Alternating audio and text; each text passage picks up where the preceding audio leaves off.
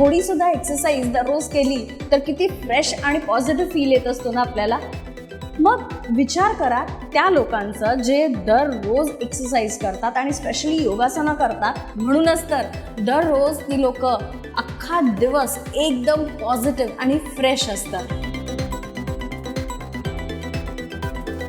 आपल्या दिवसाची सुरुवात जर का आपण थोडे तरी वेळ एक्सरसाइज करून थोडासा तो वेळ आपल्या स्वतःकरता देऊन जर केली ना तर माइंड फ्रेश तर असतंच आणि आपला संपूर्ण दिवस आपण खूप एनर्जेटिक असतो, ह्यात काही शंकाच नाही.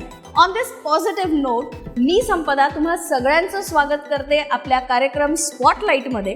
आणि आजचा हा स्पॉटलाईट आपण फोकस करणार आहोत अशाच एका पॉझिटिव्ह एनर्जेटिक आपल्या नागपूरच्या योगा क्वीनवर, जिने फक्त नागपूर किंवा विदर्भच नव्हे तर संपूर्ण आंतरराष्ट्रीय दर्जाला नेऊन आपल्या नागपूरचं नाव ठेवलं आहे.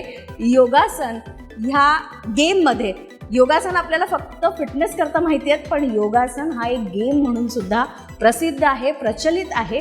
आणि अशीच आपल्या नागपूरची योगा क्वीन धनश्री लेकुरवाळे हिला आज आपण भेटणार आहोत, जिने इंटरनॅशनल लेवलला योगा प्लेयर म्हणून नागपूरचं नाव उंचावलं आहे. चला तर मग भेटूया आपल्या नागपूरच्या योगा क्वीनला धनश्री लेकुरवाळेला.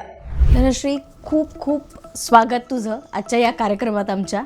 आणि हे म्हणजे आता खूपच फॉर्मल आपलं याच्या आधी आसन वगैरे करून झालं आहे, छान फ्रेश फील करतोय आपण.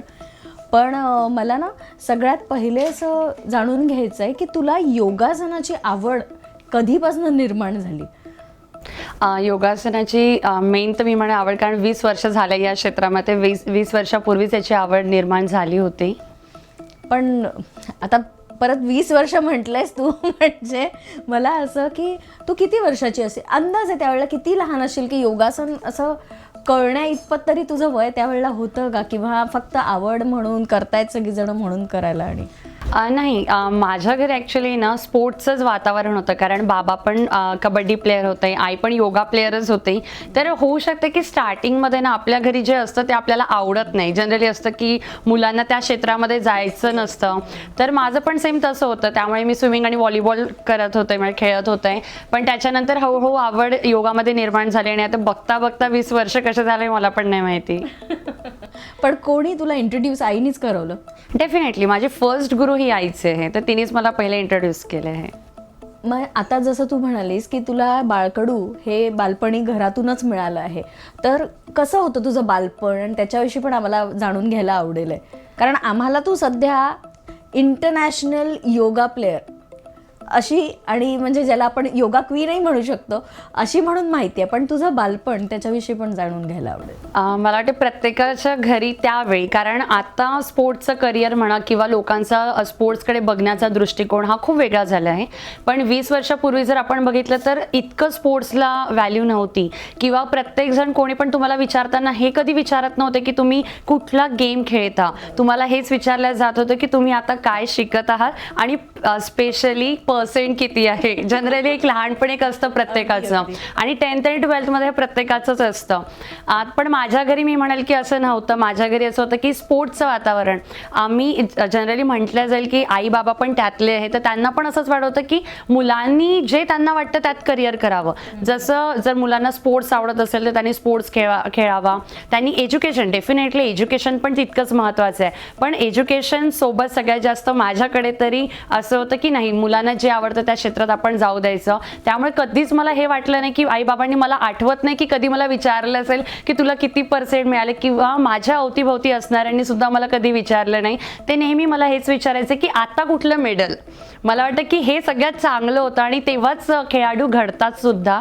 तर माझ्यासाठी तेच एक लहानपणापासून ते जे होतं की घरी स्पोर्ट्सचं वातावरण असल्यामुळे प्रत्येक वेळी ते स्पोर्ट्सच असं वाटायचं मला. त्यामुळे असं माझं बालपण मी म्हणाल की हसत खेळत खूप छान आणि स्पोर्ट्समध्ये गेलं आहे. हां, म्हणजे खेळकर अशी तू होतीस पहिल्यापासनं. पण तरी एक थोडासा अंदाज घ्यायला, अकॅडमिक्समध्ये कशी होती, म्हणजे ॲज अ स्टुडंट कशी होतीस एकंदर? ॲज अ स्टुडंट्स पण मी खूप चांगली होते, कारण एक जनरली आपण स्वतःचं म्हणू नाही शकत, पण टीचर्स जे म्हणतात नेहमी की नाही ॲज अ अकॅडमिक्समध्ये पण मी चांगली होती आणि याच्यामध्ये पण स्पोर्ट्समध्ये तर आपल्या सगळ्यांना माहितीच आहे. प्रश्नच नाही. अगदी तू तेव्हापासून बाळकडूच तुझ्याकडे असल्यामुळे तर काही प्रश्न नाही आणि आता तुझ्या अचीवमेंट्स पण इतक्या आहेत. पण तुला एक विचारायचं आहे की जसं आता तुझं संपूर्ण करिअरच तू योगामध्ये केलेलं आहे, पण एक अजूनही आत्ता आपल्या इथे स्पेशली इंडियामध्ये जर म्हटलं तर योगासनं हे फिटनेस करता किंवा मेंटल पीस. आता सध्याच्या पॅन्डेमिकमध्ये असं आहे की अगदी प्रत्येक एजमध्ये मेंटली डिस्टर्ब आहे माणूस, खूप फ्रस्ट्रेशन आहे, डिप्रेशन आहे, या सगळ्या गोष्टी आहेत. तर त्या दृष्टीने योगासन ह्या सगळ्या गोष्टींवर एक खूप चांगला पर्याय असं म्हणून बघितलं जातं किंवा फिटनेसच्या दृष्टिकोनातनं पण तुझं ॲज अ करिअर योगा तू करतेस, तर त्याविषयी काय सांगशील की कसं काय तू करिअर म्हणून निवडलंस? पहिली गोष्ट की 20 वर्ष ज्या क्षेत्रामध्ये आपण काम केलं आहे, तर डेफिनेटली कुठला पण प्लेयर असेल किंवा कुठला पण पर्सन आहे त्याला त्याचं जे पॅशन आहे त्यात करिअर करायला खूप आवडेल. तर माझ्या घरी पण तेच होतं की जे मला आवडतं ते मला पुढे न्यायचं होतं. डेफिनेटली 20 वर्ष जर या क्षेत्राला दिले तर पुढे सुद्धा या क्षेत्रामध्येच मला करायचं आहे. आणि होतं बघा, स्टार्टिंग डेजला असं होतं की जेव्हा आपण 10th 12th मध्ये असतो किंवा त्याच्यानंतर बऱ्याच गोष्टी आपल्याला कळत नाही की आपण आता कुठलं क्षेत्र निवडावं किंवा आपल्या सराउंडिंगमध्ये थोडं वातावरण वेगळं असतं की स्पोर्ट्स का थोडं नंतर स्पेशली 12th नंतर. हां, आणि स्पेशली आणि असं कसं असतं ना की स्पोर्ट्स म्हणून तुम्ही एक आवड म्हणून ठेवा, हॉबी म्हणून ठेवा, पण करिअर करायचं आहे तर काहीतरी अकॅडमिक सपोर्ट किंवा असं असणं. पण तुझं तर शिक्षण सुद्धा सगळं योगासनाच्या याच्यातलंच आहे, तर त्याविषयी पण आम्हाला आवडेल सांग. नक्की, कारण मी पहिले ग्रॅज्युएशन केलं आहे, BSc झालं माझं मोता सायन्समधनं. त्यानंतर मी MSc मॅथमॅटिक्स केलं आहे कॅम्पसमधनं, नागपूर युनिव्हर्सिटीमधनं. आणि त्याच्यानंतर मास्टरिंग योगशास्त्र. तर मला वाटतं की सगळ्यात जास्त जे आवडीचं जे क्षेत्र मिळालं होतं मला नंतर MA इन योगशास्त्र, त्यामध्ये खूप चांगले आणि अकॅडमिक्समध्ये सुद्धा मला खूप चांगले पर्सेंट पण म्हणू शकतो. इकडे थेअरीला पण चांगलं नॉलेज होतं आणि प्रॅक्टिकल डेफिनेटली कॉम्पिटिशन असल्यामुळे प्रॅक्टिकलला तर खूप चांगलं म्हणजे नॉलेज होतंच. तर ती एक वेगळा आनंद होता की आपण योगामध्ये करतोय. योगामध्ये काय असतं, कारण जनरली आपल्याला माहिती आहे की लोकांना ना थोडं कुठेतरी मला असं वाटतं की थोडंसं नॉलेज आल्यानंतर आपल्याला वाटतं की आपल्याला खूप सगळं नॉलेज आलंय, पण ते तसं नसतं. जर थेरॉटिकली जर आपण योगामध्ये बघितलं तर इतके जास्त म्हणजे मी म्हणते ग्रंथ आपण जितके वाचाल ते कमी पडेल. थेरॉटिकल नॉलेज घेणं पण तेवढंच गरजेचं आहे जेवढं प्रॅक्टिकल होतं. कारण ॲज अ स्पोर्ट्स पर्सन मी म्हणेल की पहिल्यांदा फक्त मला ॲज अ प्रॅक्टिकल नॉलेज होतं, पण ज्यावेळी मी मास्टर इन योगशास्त्र केलं त्यावेळी मला थेरॉटिकली पण जे नॉलेज मिळालं ना ते मला वाटतं सगळ्यात महत्त्वाचं होतं. कारण फक्त बघून आपण योगा शिकू शकत नाही किंवा फक्त प्रॅक्टिस करतोय म्हणून आपण पूर्ण आत्मसात तो योगा करू शकत नाही. तर थेअरीसोबत आपल्याला प्रॅक्टिकल किंवा प्रॅक्टिकलसोबत थेअरी हे दोन्हींचं पण जोड असणं खूप जास्त गरजेचं होतं. आणि मला वाटतं तेव्हा जेव्हा तुम्ही ते दोन्ही पण घ्याल तेव्हा तुम्ही एक चांगले म्हणजे योग शिक्षक म्हणा किंवा ज्यांना करिअर करायचं आहे ते तेव्हा बनवू शकता. पण त्याच्यासाठी तुम्हाला दोन्ही गोष्टीचं नॉलेज असणं तितकंच महत्त्वाचं आहे. आता तू म्हणाली की दोन्ही गोष्टीचं नॉलेज असायला हवं, तर मला एक विचारायचं की सध्या परिस्थितीत ना फिटनेस ही प्रत्येकाची प्रायोरिटी आहे, पण त्या फिटनेसमध्ये काय होतं आहे ना की तुम्ही सोशल मीडिया म्हणा किंवा असं की वेगवेगळ्या गोष्टी, कोणी जिम करत आहे, कोणी इतर स्पोर्ट करत आहे, काही करत आहे, पण त्या सगळ्याच्या बरोबरीने एक डाएट प्लॅन हा प्रकार पण खूप आला आहे आणि त्यातही आहे. तर मला हे विचारायचं की योगासनं ज्यांना करायची आहेत किंवा जी लोक करतात त्यांना सुद्धा डाएट फॉलो करणं, असं काही डाएट चार्ट सारखं किंवा डाएट प्लॅन सारखा काही प्रकार असतो की कसं असतं योगासनाच्या बाबतीत? बघा, जनरली मी जे फॉलो करते ते अष्टांग योग फॉलो करते. तर अष्टांग योगमध्येच सांगितलं गेलं आहे की प्रत्याहार म्हणजे आहाराकडे पण त्यांनी तितकंच महत्त्व दिलं आहे. जनरली जर कोणी योगिक असेल तर तो जनरली सात्विक आहार घेतो है ना, तर सात्विक आहारावरती सगळ्यात जास्त आम्ही भर देतो. पण आताच्या ह्याच्यामध्ये बघतोय की फिटनेस पण लोक बघताय, पण फिटनेसमध्ये योगा जनरली आता एक ट्रेंड आलाय की कोणाला विचारलं की कुठे जातोय तर जनरली लोक सांगायला पण म्हणजे त्यांना पण आवडतं की नाही मी योगाला जातोय किंवा योगा क्लबमध्ये जातोय. तर त्याच्यामध्ये नाही कुठेतरी आता आलं आहे की योगा प्लस डाएट. पण मला वाटतं की योगासनाचा अभ्यास हा सगळ्यात जास्त महत्त्वाचा असायला पाहिजे प्रत्येकाच्या लाईफमध्ये. डाएट तर आहेच नो डाऊट, जर तुम्ही फास्ट फूडच खात असाल आणि योगा करत आहे तर मग त्याचा परिणाम काही होणारच नाहीये. तर दोघांचा पण बॅलन्स हा खूप महत्त्वाचा आहे. पण त्याच्यात असं काही असतं का की स्ट्रिक्टली, आता हे तर तुम्ही जे स्पोर्ट्समध्ये आहात किंवा जे योगामध्ये करिअर करतात त्यांचं वेगळं झालं सगळं, पण जनरली लोक जेव्हा योगा करतात तर त्यांना काही एक आसनं अशी माहिती असतात फक्त पण आता जेव्हा आपण बघतो एक डीपमध्ये जाऊन, तेव्हा योगासनाचे पण भरपूर प्रकार आहेत, तर त्याच्याविषयी काय सांगशील? योगा ॲज अ स्पोर्ट्स म्हणून जर मी सांगेल तर त्याचे खरंच खूप प्रकार आहे. जनरली आपल्या लोकांना फक्त माहिती आहे की साधे आसनं, किंवा आपण जनरली यूट्यूब बघतो किंवा काही अजून सोशल मीडिया बघतो आणि तिथनं आपण शिकण्याचा ॲक्च्युली प्रयत्न करतो. पण मी म्हणेल की योगाचे तसे खूप प्रकार आहे. जर योगा जर स्पोर्ट्समध्ये बघितलं तर एशियन चॅम्पियनशिपला त्याचे 4 प्रकार आहे. नंतर वर्ल्ड चॅम्पियनशिपमध्ये परत त्याच्यात ॲड होतात 2. तसे प्रत्येकाचे म्हणजे 5-7 प्रकार आहे. मग त्याच्यामध्ये कुठले कुठले तर मग ॲथलेटिक योगा आहे, जो जनरली नॉर्मली लोकांना माहिती आहे ॲथलेटिक योगा. आणि त्याच्यानंतर मग रिदमिक योगा आहे. त्याच्यानंतर आर्टिस्टिक सोलो आहे, आर्टिस्टिक पेअर आहे, डान्स योगा आहे, फ्री फ्लो योगा आहे. हे बरेच ॲक्च्युली वेगवेगळे त्याचे टाईप्स आहेत. मग त्यातले तू कुठले कुठले प्रकार करते? म्हणजे माझ्या आवडीचे इव्हेंट्स मी म्हणेल की मी सगळ्यात जास्त इंडियासाठी मेडल ज्या इव्हेंट्समध्ये घेतले असेल ते इव्हेंट्स माझे आहे की आर्टिस्टिक पेअर आणि ॲथलेटिक योगा. हा माझा सगळ्यात आवडीचे इव्हेंट्स आहेत. आणि हे इव्हेंट्स आहेत, पण ह्यातही भरपूर तुम्ही एलिमेंट्स वेगवेगळे करता, तर त्यापैकी तुझं आवडीचं आसन असं कुठलं? मला बॅलेन्सिंग आसनं हे सगळ्यात जास्त आवडतात, किंवा स्ट्रेचिंगचे आसनं जास्त मला खूप आवडतात. त्रिविक्रम आसन म्हणेल, कारण लहानपणापासून एक असतं प्रत्येक प्लेअरचं की कोणाची स्ट्रेचिंग चांगली असते, कोणाची बॅक बेंडिंग चांगली असेल, तर माझी स्ट्रेचिंग खूप चांगली आहे. त्यामुळे मला त्रिविक्रम आसन खूप जास्त आवडतं. असं वाटतं कधी कधी झोपेत पण आपण ते आसन करू शकतो. म्हणजे एक तो कॉन्फिडन्स तो त्या आसनावर आहे. आणि तू आता इतके वर्ष झाली योगासनं करतेस, पण जर का कुणाला करिअर तुझ्यासारखं करायचं झालं योगासनांमध्ये, तर त्याच्याकरता काय तू त्यांना गाईड करशील की त्यांनी कसं ह्या क्षेत्रात यावं? मी तर पहिले तेच सांगेल की बघा, तुम्ही प्रॅक्टिकल नॉलेज प्लस थेअरी घेणं खूप गरजेचं आहे. फक्त कुठून बघून तुम्ही करू नका. जसं आपण कुठले तरी मीडिया यूज करतो आहे, जसं आजकाल आपल्याला खूप ठिकाणी मिळून जातात इझिली व्हिडिओ, आणि ते बघून आपण कॉपी करण्याचा प्रयत्न करतो. पण ज्यावेळी तुम्ही कुठल्या करिअर याच्यामध्ये करत आहे किंवा तुम्हाला योगा टीचर बनायचं आहे, तर मला वाटतं दोन्ही गोष्टी खूप वेगळ्या असतात. काय होतं ना की जर तुम्हाला याचं नॉलेज नसेल प्रॅक्टिकल, किंवा जर थेअरीचं नॉलेज नसेल, तर कुठेतरी तुम्ही कमी पडाल. कारण प्रत्येक येणारा स्टुडंट हा सारखा नसेल. जसं आमच्या क्लबमध्ये वायके ग्रुप ऑफ इन्स्टिट्यूटमध्ये किंवा योगा लाईफ सेंटरमध्ये इथे योगा थेरपी पण होतं. तर योगा थेरपी पण हा एक वेगळा पार्ट आहे. तर प्रत्येक जो व्यक्ती आहे तो येणारा वेगळा राहणार आहे. त्याला येणाऱ्याला आसनं म्हणा किंवा त्याचे डिसीजेस आहेत ते पण वेगवेगळे असतील. प्रत्येकाला जसं मला जर बीपी असेल तर तुम्हाला बीपी राहणार नाही, तुम्हाला अजून दुसरा कुठला त्रास होईल, पण कोणाला बीपी सोबत अजून तिसरा त्रास राहील. तर हे सगळं तुम्हाला जेव्हा तुम्हाला योग शिक्षक बनायचं आहे किंवा योगामध्ये करिअर करायचं आहे, तर मला वाटतं या सगळ्या गोष्टी तुम्हाला माहिती असायला पाहिजे. इव्हन कुठून आपल्याला प्रॉपरली प्रत्येकाने एका म्हणजे गुरुकडनं मार्गदर्शन घ्यायलाच हवं. कारण गुरुशिवाय मला वाटतं आपण पुढे जाऊ शकत नाही. आणि ते जे सांगतात ते आपण करायलाच पाहिजे, फॉलो करायला पाहिजे. फक्त बघून करू नका, तर प्रॉपरली कुठल्या चांगल्या ट्रेनरकडनं तुम्ही शिका आणि मग नंतर तुम्ही योगामध्ये करिअर करा. पण त्याच्यामध्ये मी म्हणेल की प्रत्येकाने त्याच्यामध्ये डिग्री घ्या की जेणेकरून तुम्हाला त्याच्यातलं बाकीचे जसं आपण योगसूत्र वगैरे हे सगळं काही जनरली असं वाचणार नाही तुम्ही, पण जर तुम्ही मास्टर करत आहे तर याच्यातलं छोटे छोटे नॉलेज पण एक तुम्हाला खूप महत्त्वाचं होतं. नक्कीच. आणि आता तू म्हणाली की त्यातलं डीप नॉलेज पण घ्यायला हवं, ते नक्कीच महत्त्वाचं आहे. आणि तू सुद्धा आता क्लासेस घेते स्वतः, तर तो अनुभव कसा आहे? म्हणजे कारण तुझे जे क्लासेस आहेत ते सगळे नॅशनल इंटरनॅशनल लेवलला आहे, म्हणजे सगळ्याकडली मुलं तुझ्याकडे आहेत स्टुडंट्स म्हणून. तर तो अनुभव कसा आहे की आपल्याकडे तर योगाचं खूप महत्त्व आहेच, म्हणजे ते इंडियनच आहे आपलं, अगदी पूर्वजात एवढं चाललं आहे, आणि आता फॉरेन कंट्रीज पण त्याला भरपूर अप्रोच होत आहेत योगा करता. तर हा एकंदर एक्सपिरियन्स तुझा कसा आहे?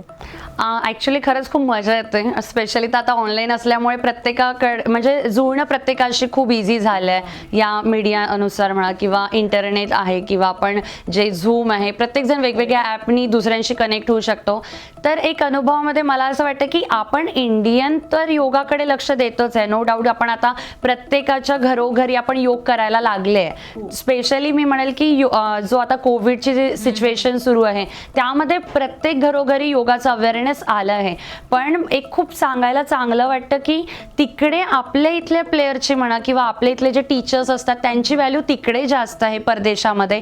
कारण ते लोक खूप जास्त क्रेझी क्रेझी असतात इंडियन गोष्टी शिकण्यासाठी. आणि जर आपण योगा बघितला, हा ट्रेडिशनली जर आपला हा योगा इथलाच आहे, तर फॉरेनर सुद्धा म्हणजे त्यांना सुद्धा आवडतं की आपल्या इथे येऊन योगाचं एज्युकेशन घेणं, ते खूप इंटरेस्टेड असतात. आणि एक त्यांच्यासोबत करताना एक खूप वेगळ्या गोष्टी बघायला पण मिळते, कारण आपल्याला आपल्या इकडचं वेदर किंवा सगळ्या गोष्टी माहिती आहे, ते प्रत्येक तिकडचं वेगळं म्हणजे डेफिनेटली डाएटला पण आपण तेवढं महत्त्व देतो. त्यांचं डाएट वेगळं आहे, वेदर वेगळं आहे, आणि त्याच्यानुसार त्यांना योगा करायचं आहे, तर एक वेगळी मजा असते. एक इंडियन सोबत करताना एक वेगळी मजा आहे आणि फॉरेनर सोबत करताना एक वेगळी मजा आहे. डिफरन्स काय जाणवतो दोन्हीमध्ये? बघा, मला असं वाटतं की आपण इंडियन्सना एक प्रॉपरली डाएटचं एक शेड्यूल नसतो. आपण प्रॉपरली म्हणजे ब्रेकफास्ट म्हणा किंवा या सगळ्या गोष्टी प्रॉपरली फॉलो करत नाही. पण त्या लोकांचं एक क्रेझीनेस असतं की नाही करायचं, तर डेफिनेटली ते प्रॉपरली डाएट त्यांचं असतंच. प्लस जर योगाचं मध्ये जर बघितल्या जाईल तर मला वाटतं ते खूप क्रेझी असतात. कुठली पण गोष्ट शिकायला खूप क्रेझी असतात. म्हणजे त्यांना असं आहे की हे नाही तर त्याच्यानंतर ॲडव्हान्स पण आपण अजून काय करू शकतो. एक ते त्याच्यामध्ये खूप त्यांची म्हणजे एक असं की आता काय पुढे, ते मला सगळ्यात जास्त त्यांचं खूप आवडतं. क्युरिओसिटी खूप जास्त आहे आपल्यापेक्षा. हा, एक्झॅक्टली म्हटलं जाईल, कारण ते असं नवीन काय परत काय असं असतं. म्हणजे त्यांना ते शिकणं जे आहे ते एकंदर चालूच ठेवायचं, थांबवायचं नाहीये, करत जायचंय आणखी नवीन काहीतरी. आता आपण ह्याच्यावर बोलतोय तर मला सांग, तू म्हणालीस 20 वर्ष झाली आहेत तुला, तू योगा करते आहेस. तेव्हा जेव्हा तू सुरुवात केली होतीस आणि आता तू एक इन्स्ट्रक्टर आहेस, स्वतः शिकवते आहेस, तर ह्या एवढ्या 20 वर्षाचा जो कालावधी आहे त्यात काय फरक या क्षेत्रात जाणवतो तुला? खूप जास्त म्हणेल मी, कारण ज्यावेळी मी 20 वर्ष आधी ज्यावेळी योगा क्षेत्रामध्ये आली होती, त्यावेळी योगाला मी म्हणेल काहीच व्हॅल्यू नव्हती, आपल्या इथे तरी नव्हती. म्हणजे लोकांना योगा ॲज अ स्पोर्ट्स म्हणजे काय हे सुद्धा माहिती नव्हतं. कारण मला आठवतं मी 2013ला फर्स्ट टाइम इंटरनॅशनल चॅम्पियनशिपमध्ये पार्टिसिपेट केलं होतं मलेशियामध्ये.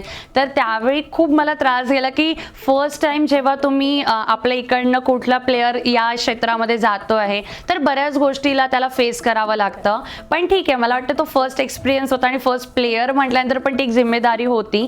तर खूप असं म्हणजे ना खूप फरक मला जाणवतोय. 2013 पासून जर आपण आता जरी बघितलं तरी बरेच वर्ष गेले आहे, आणि जर आपण 20 वर्ष आधीपासून जर बघितलं तर मी म्हणेल की खूप जास्त लोकांचा आता स्पोर्ट्सकडे बघण्याचा दृष्टिकोन हा कुठे ना कुठे चेंज झालाय. जनरली असं होतं की पहिले जे होते पॅरेंट्स इतकं स्पोर्ट्सला सपोर्ट करत नव्हते. मुलांना जरी इंटरेस्ट असेल तरी एक मला, कारण माझ्या बाबांपासून आठवतं की त्यांना स्पोर्ट्समध्ये करिअर करायचं, पण त्यांच्या पॅरेंटची इच्छा ती नव्हती की त्यांनी स्पोर्ट्समध्ये जावं. त्यांना असं होतं की नाही, माझ्या मुलांनी दुसरं करावं, म्हणून बाबा डॉक्टर या क्षेत्राकडे गेले होते. पण त्यामुळे होऊ शकतं की त्यांना असं वाटायचं जे मला नाही मिळालं ते आपल्या मुलीला भेटायला पाहिजे.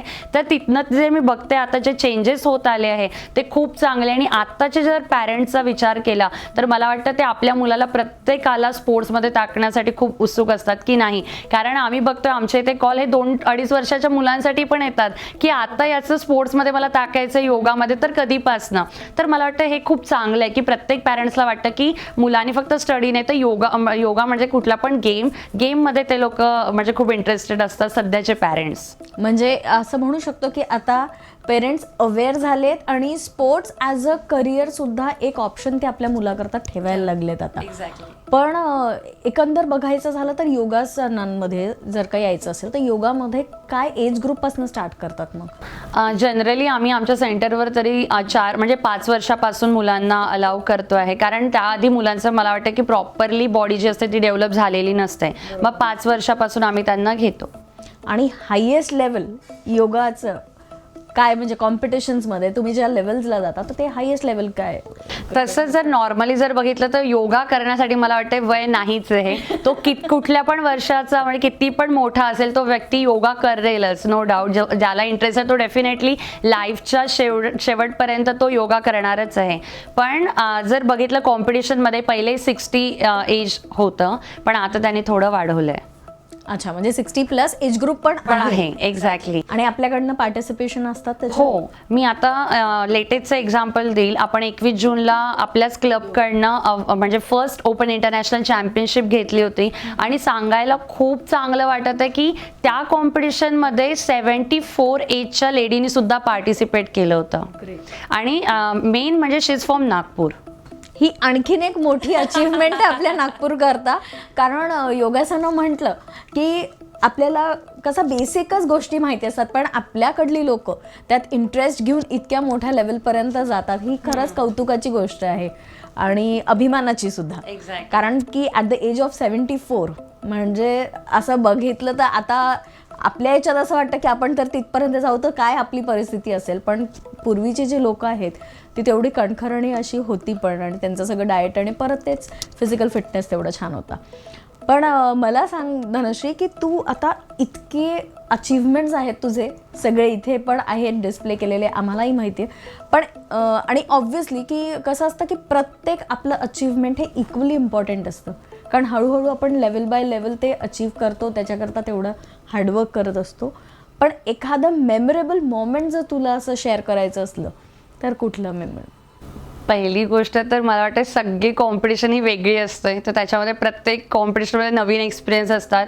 पण बरेच 2014चा पण एक्सपिरियन्स माझा खूप चांगला होता. पहिले तर 2013, कारण पहिल्यांदा इंटरनॅशनल ज्यावेळी आपण खेळायला जातो, मला वाटतं तो सगळ्यात चांगला एक्सपिरियन्स असतो की पहिल्यांदा तुम्ही इंटरनॅशनल खेळायला जात आहे, कुठला प्लेअर कसा असतो इतकी काही आयडिया नसते, आपण नवीन प्लेअर असतो. आणि मजा कधी असते ज्यावेळी आपल्यासोबत बऱ्याचदा वर्ल्ड चॅम्पियन किंवा एशियन चॅम्पियनशिप म्हणजे त्यांनी जिंकली आहे, किताब घेतलाय, अशा प्लेयरसोबत जेव्हा खेळायला मिळतो, मला वाटतं तो एक्सपिरियन्स खूप चांगला असतो.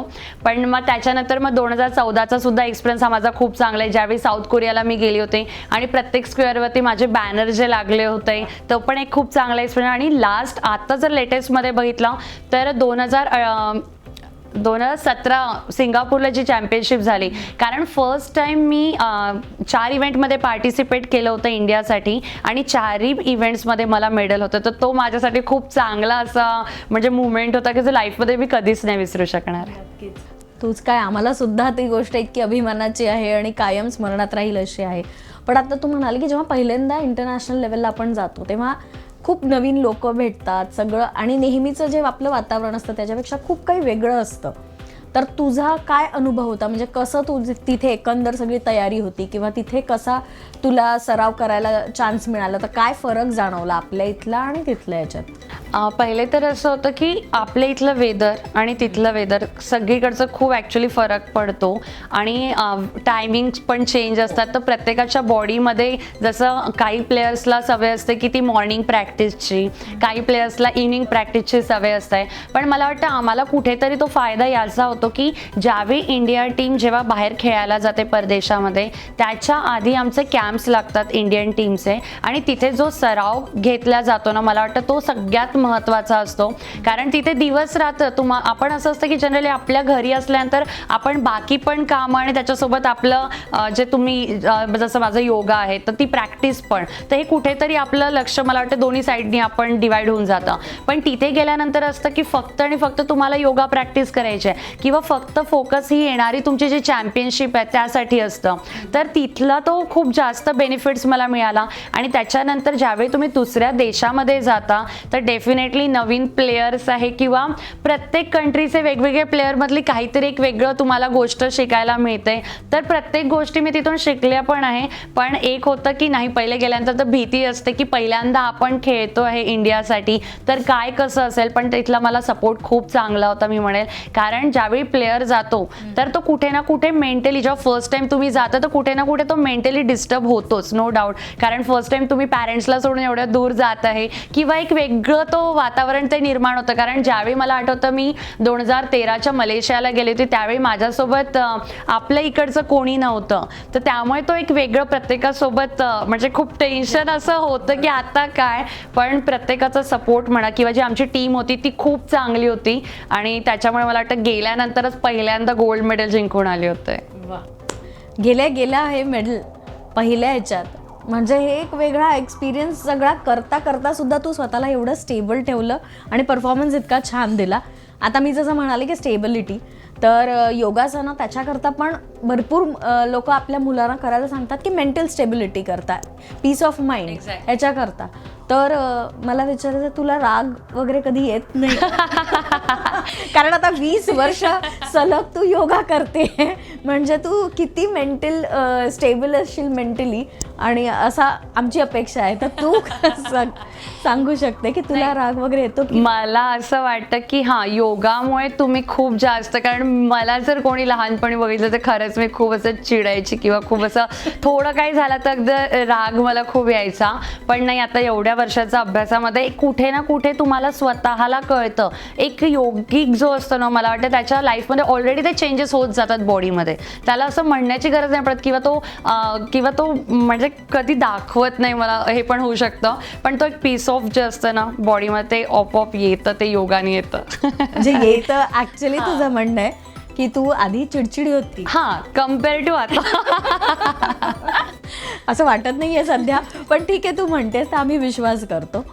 पण मला एक असं तुला विचारायचं आहे की भरपूर लोक आहेत ज्यांना योगासनं करायची आहेत, पण त्यांना लक्षात येत नाही की आपल्याला कसं काय ह्या मार्गी यायचं किंवा असं. अशा सगळ्या लोकांना किंवा यंगस्टर्स जे आहेत आजचे, त्यांनासुद्धा योगा प्लेयर म्हणून जर का करिअर करायचं असेल तर त्यांच्याकरता काय एखादा मेसेज तू देशील?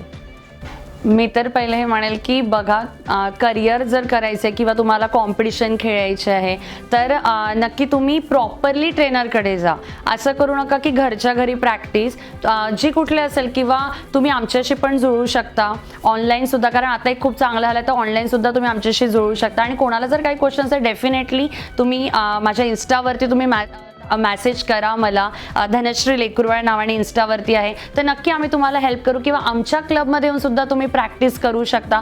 कारण सांगायला आता खूप चांगलं वाटतं की उद्या म्हणजे आता या सॅटर्डे संडेपासनं आमचे बरेच प्लेयर आहे जे इंटरनॅशनलसाठी सिलेक्ट झाले आहे, तर त्यांचं चॅम्पियनशिप आता सुरू होणार आहे. तर नक्की तुम्ही पण आमच्यासोबत जुळू शकता. पण प्रॉपरली प्रत्येकाने एक जो गुरु असतो, मला वाटतं विद्यार्थ्याला घडवण्याच्या मागे सगळ्यात मोठा हात हा पॅरेंट्स बरोबर, कारण पॅरेंट्स पण तितकेच महत्त्वाचे आहे, पण गुरु सुद्धा तितकेच महत्त्वाचे आहे. तर एक प्रॉपर किंवा एक चांगला गुरु, एक मार्गदर्शन तुम्हाला करणारा व्यक्ती हा खूप महत्त्वाचा असतो लाईफमध्ये, की जर प्रॉपर तिथे गाईडलाईन मिळाली तर तुम्ही नक्की तुमचा जो जसं माझं आहे की मी स्टेट आहे किंवा नॅशनल आहे, हे तुम्ही इझिली मग क्रॉस करत जातात. पण त्याच्यासाठी दोघांचं पण मला वाटतं एकाच साईडनी होत नाही, तर प्रयत्न हे दोघांच्या साईडनी पण तेवढेच गरजेचे असतात.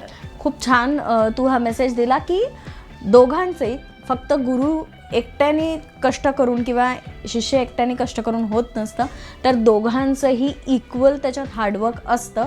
आणि त्याचबरोबर करिअर ग्राफ चांगला जर करायचा असेल कुठल्याही क्षेत्राचा, तरी एका चांगल्या गुरुची गरज नेहमीच प्रत्येकाला असते.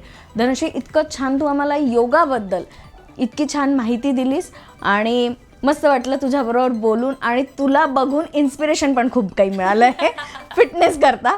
सो मी म्हणजे स्वतः पर्सनल लेवलवरती म्हणते की तुला बघितल्यावर असं वाटतंय की हां, आपणही करून खूप छान काहीतरी आपला फिटनेस मेंटेन करू शकतो. So glad to see you, आणि होपफुली की तुझे आता सगळे जे इंटरनॅशनल लेवलला प्लेयर्स चालले ते खूप छान करिअर करतील आणि आपल्या इंडियाचं नाव तुझ्यासारखं तेही पुढे नेतील योग प्लेयर म्हणून. Thank you. Sponsored by Avni Associates, Builders and Developers, NMRDA/RL Sanctioned Layout.